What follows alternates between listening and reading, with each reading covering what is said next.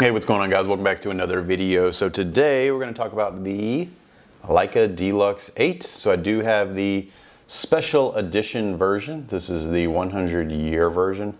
Very stunning camera. I'm usually a Leica fanboy sucker for a little red dot just so I can show off to everyone. But this one, the silver, really just is very nice. The shutter release button is very smooth too, so it's not threaded.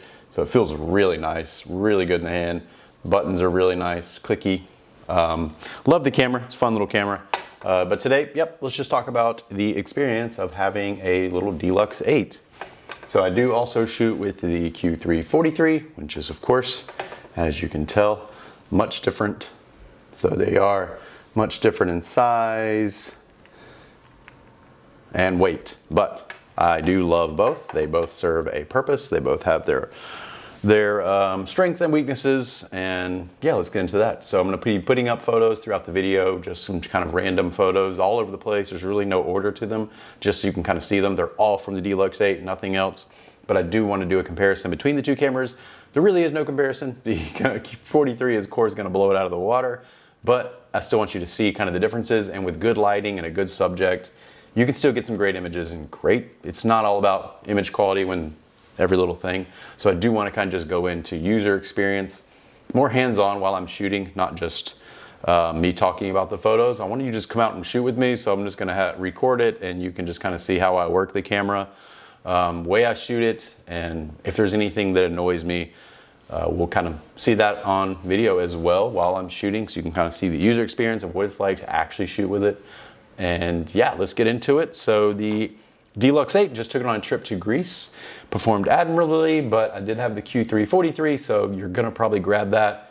If I'm going out and planning my shots, I'm gonna grab the Q3-43, of course. But if I just want something quick, going out at night, maybe I'm gonna use flash. I just want something compact, it goes in my pocket.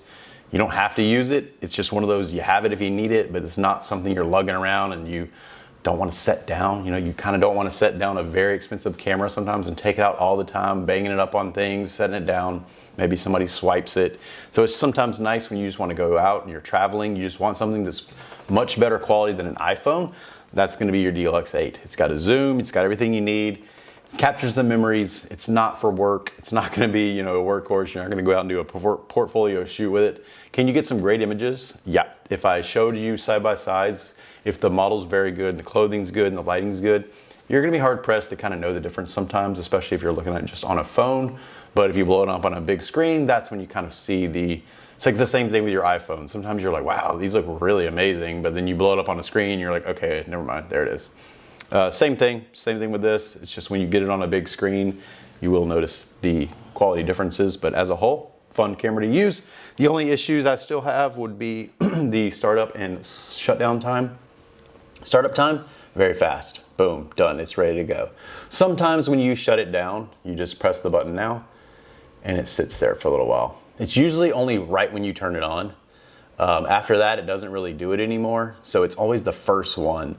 If you turn it on and turn it right back off, it's still just thinking. And then finally it goes.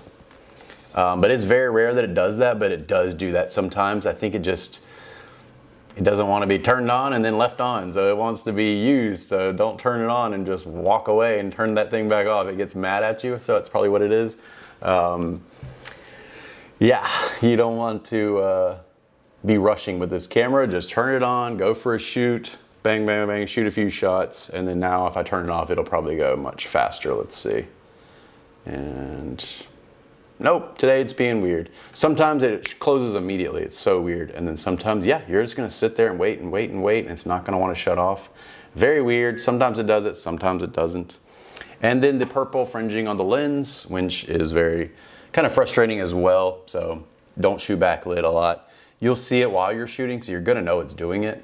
But when you're shooting backlit, you will see the purple fringing, and it's just kind of an unsightly thing. It's not like a cool lens flare, it's just straight up purple. So not ideal. Those are really the only two major flaws that I really have with the camera. Otherwise, it's a fun little tool to use.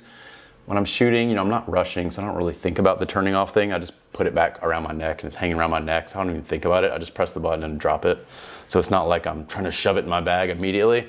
So that's not really a major issue. The backlighting thing, I do like some beautiful backlit images. So I just have to be mindful when I'm going out and doing that. And those are, yep, that's it.